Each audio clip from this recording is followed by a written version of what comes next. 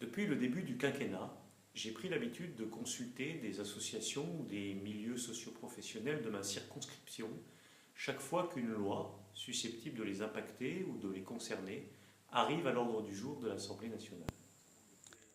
Je l'ai fait pour la loi d'orientation agricole, je l'ai fait pour une loi qui concernait l'artisanat, pour la loi santé, et c'est donc tout naturellement que j'ai ressenti le besoin de mener également cette consultation à la veille de la discussion à l'Assemblée nationale de la loi sur l'accompagnement de la fin de vie.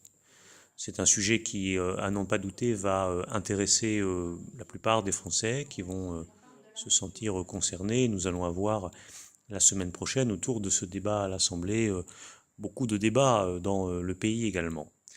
La concertation que j'ai menée ce soir avec des associations tourangelles m'a montré que la plupart des acteurs considèrent que cette nouvelle proposition de loi va dans le bon sens, dans la mesure où elle va permettre de renforcer le droit des malades, et notamment des gens qui sont atteints de maladies souvent incurables, qui se retrouvent en grande souffrance physique ou psychologique.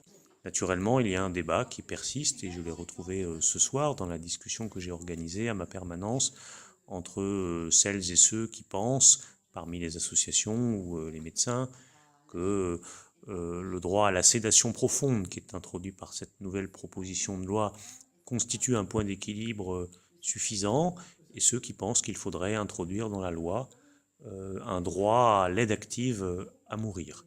Ce sont des débats philosophiques, ce sont des débats qui renvoient aussi à une connaissance et à une compréhension des situations médicales, et avoir eu cet échange ce soir me permet d'être davantage éclairé à la veille d'aborder ce débat difficile mais fondamental à l'Assemblée nationale. On enlève du traitement analgésique et sédatif tel que décrit l'article précédent. C'est le problème justement de la mort de soif et de faim. Dans le cadre de la sédation profonde, il peut y avoir une agonie. La PPL, elle est consensuelle. C'est aller plus loin qui n'est pas consensuelle. Voilà.